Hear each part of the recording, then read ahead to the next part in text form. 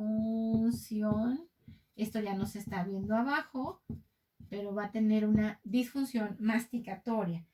Hay defectos severos en el reborde alveolar y necesitamos un tratamiento global, o sea, es decir, un tratamiento multidisciplinario, ¿de acuerdo?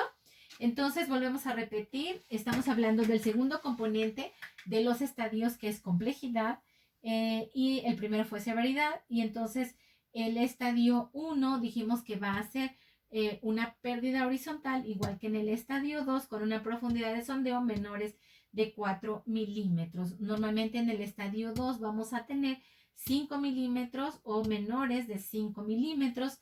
En el estadio 3 vamos a tener 6 milímetros de pérdida ósea, y aquí ya va a haber involucraciones de Furca clase 2 o clase 3, y en el estadio 4 va a haber una migración patológica. Obviamente los dientes, ya saben, como abanico, o se separan o inferiores se separan, o sea, tienden a extruirse, va a haber un colapso oclusal, menos de 10 pares de los dientes antagonistas van a tener disfunción masticatoria, ¿ok? Y entonces ahora vamos a hablar, voy a borrar el pizarrón y vamos a hablar del tercer componente. Y el tercer componente va a ser extensión y distribución, para que ustedes vayan escribiendo en lo que yo borro este pizarrón que me encanta, porque yo escribo de frente. Ustedes deberían de ver la imagen invertida, pero no, la ven igual que yo la estoy viendo, porque es un pizarrón invertido de luz. Y entonces ahora hablamos del tercer componente, que se llama extensión y distribución, y este está muy sencillo, y también obviamente se le agrega a los estadios.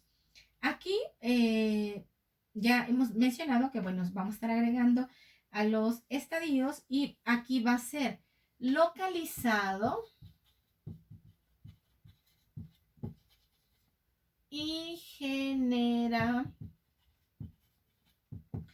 generalizado. Localizado es menos del 30% de los dientes que pueden tener periodontitis. Y la generalizada se va a considerar que más del 30% de los dientes están involucrados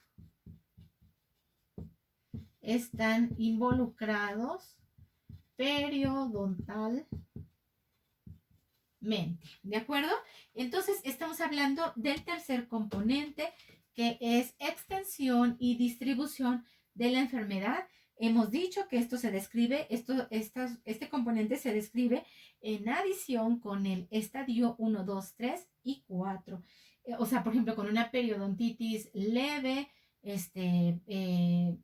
por ejemplo, leve sería el estadio 1, y bueno, tenemos que hablar, hemos dicho, también de la complejidad, o sea, con relación al milimetraje, y entonces al último vamos a dar la extensión y la distribución, si es localizada o es generalizada. Localizada menos del 30%, y obviamente generalizada más del 30%, ¿de acuerdo?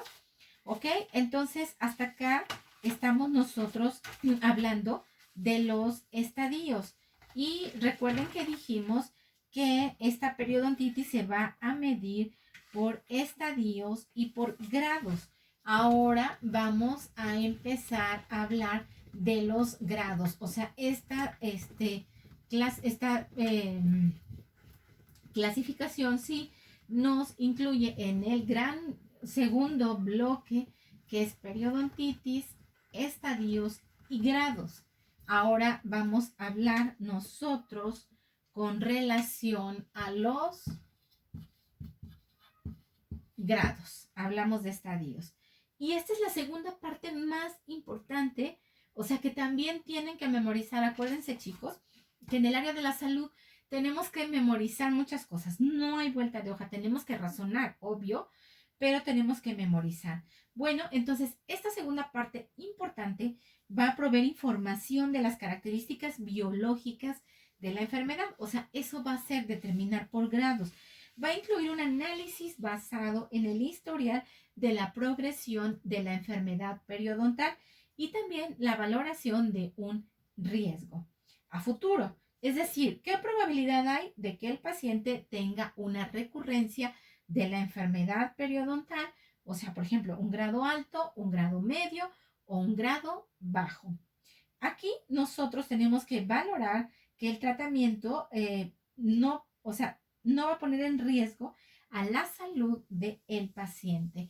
Y bueno, van a existir también 3 grados y esto va a ser el grado A con mayúscula, el grado B con mayúscula y el grado C con mayúscula, ¿de acuerdo? Aquí nosotros en el grado A sabemos que va a haber una tasa baja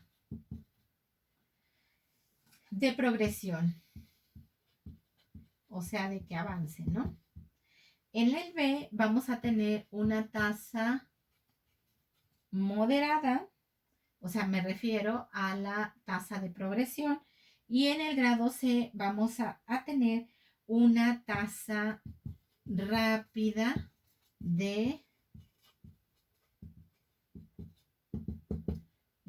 progresión, ¿de acuerdo?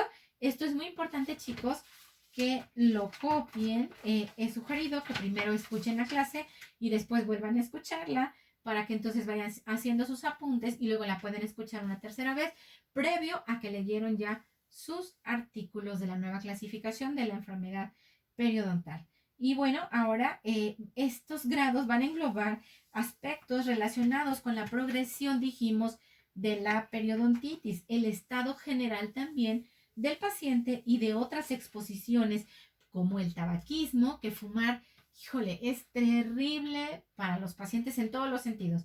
Y en periodoncia no es la excepción, chicos. Si están fumando, por favor reconsidérenlo porque van a terminar con un periodonto del nabo. Y el nivel de control metabólico de los pacientes, por ejemplo, de los pacientes con diabetes. Esto permite al clínico individualizar, incorporando los factores dentro del diagnóstico de cada paciente. O sea, lo que vamos a hacer con estos grados, en conclusión, es individualizar el tratamiento del paciente. Y nosotros vamos a tomar en cuenta para clasificar estos grados que hay factores de tipo, hay criterios de tipo primario y hay factores que modifican estos grados, ¿ok? Entonces, los factores, bueno, ya no me va a caber mucho, pero aquí abajo voy a tratar de colocarlo. Recuerden que dijimos que va a haber criterios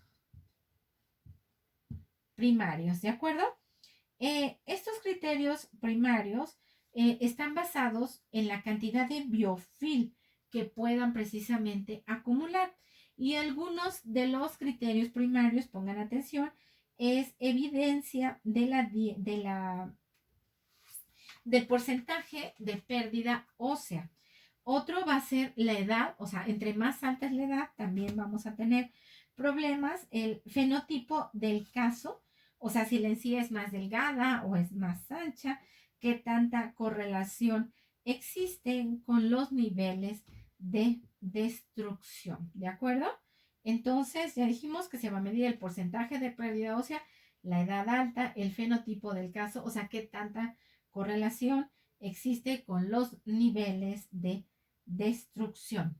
Y luego también están los factores, a ver si lo alcanzan todavía a ver, los factores que modifican a estos grados. Y estos van a ser, por ejemplo, ya lo mencionamos, como el tabaquismo y como la diabetes. No quiere decir que son los únicos dos, ¿eh? O sea, por ejemplo, estos son los que nos pueden afectar. Y bueno, entonces ahora voy a borrar para que podamos hacer otro cuadrito y podamos explicar con mayor detenimiento los grados. Esta clase va a quedar un poquito larga, pero es importante porque estamos hablando precisamente de todo el bloque de periodontitis. Recuerden que el grado A hemos dicho que va a tener una tasa baja de progresión y tenemos que aplicar el criterio. Entonces, nosotros aquí en el grado A vamos a tener evidencia de ausencia de pérdida ósea, a lo largo de 5 años. Esto es en el grado A. En el grado B, nosotros vamos a tener como característica 2 milímetros de pérdida a lo largo de 5 años. ¿Sí? A lo largo de 5 años. Y en el grado C, nosotros vamos a tener más de 2 milímetros a lo largo de 5 años. Entonces, el grado A tiene que haber evidencia de ausencia de pérdida 5 años que no lo tenga. El grado B es 2 milímetros a lo largo de 5 años. Y el grado C, más de 2 milímetros a lo largo de 5 años. Y bueno, ya dijimos que la tasa de progresión, aquí, la tasa de progresión va a aplicar un criterio primario. ¿Ok? Y este criterio primario va a ser el fenotipo del caso. O sea, quiere decir, si hay una correlación entre el biofilm con los niveles de destrucción. Esto significa que puede haber depósitos grandes de biofilm y menos destrucción. ¿Ok? Entonces, en el A puede haber depósitos grandes de biofilm, pero menos destrucción. Eso es de lo que nos está hablando este criterio primario. Y bueno, acá recuerden que tenemos que tomar los modificadores del grado. Va a haber modificadores del grado. Y los modificadores del grado, por ejemplo, pueden ser tabaquismo y diabetes. El tabaquismo quiere decir que el paciente, si no es fumador, pues entonces no corre este riesgo. Si es fumador, por supuesto que sí. La diabetes sin un diagnóstico claro de diabetes monoglicémica. O sea, aquí todavía no tenemos como un diagnóstico bien claro de que el paciente tiene diabetes. A lo mejor lo que el paciente conoce como prediabetes o síndrome metabólico puede estar existiendo. En el grado B, nosotros vamos a tener, recuerden que una tasa de progresión moderada, ¿de acuerdo? No estoy escribiendo para que me quepa todo. Entonces va a haber una tasa de progresión moderada. Y aquí el criterio primario,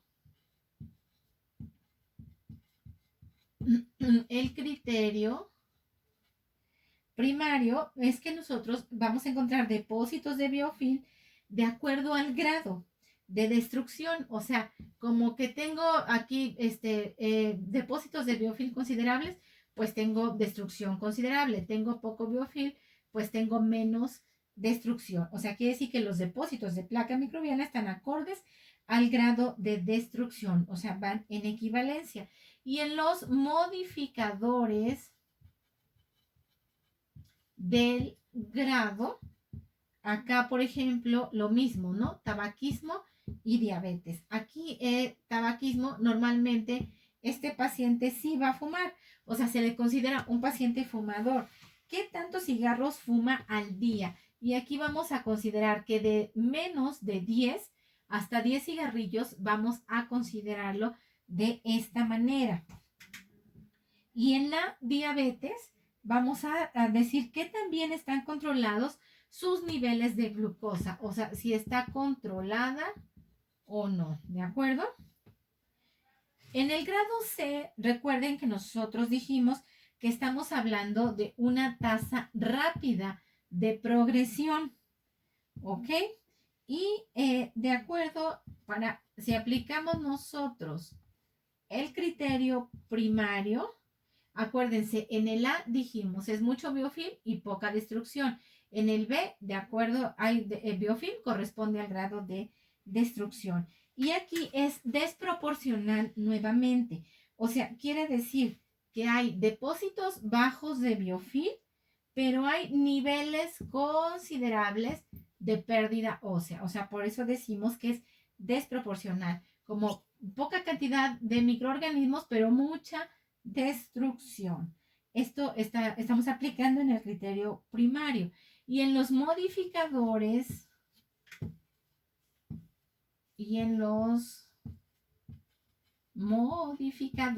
de grado, acá nosotros vamos a tener lo mismo, ¿se acuerdan? Tabaquismo y diabetes. Acá sí fuma el paciente y está fumando más de 10 cigarros al día, que es una locura. Este hombre o mujer quieren acabar con su vida o no se quieren por alguna extraña razón.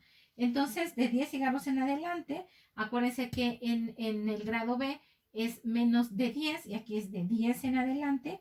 Tenemos una alta susceptibilidad, obviamente, a la destrucción. Entre más fuma el paciente, quiero que lo tomen muy en cuenta que ahora tomaron tabaquismo, que es un factor determinante. Entre más va a fumar el paciente, una mayor susceptibilidad a tener enfermedad periodontal o a recidivar con la enfermedad periodontal.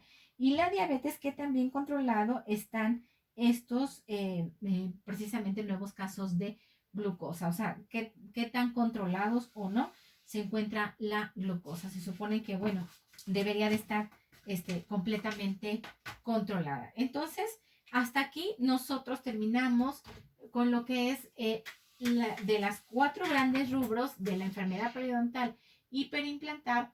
Nosotros estamos hablando en esta clase de estadios, que son 4 estadios, y de los grados, que son 3 grados y sus respectivas correlaciones. Ok, chicos, entonces vamos a ir ahorita esta es la parte 5.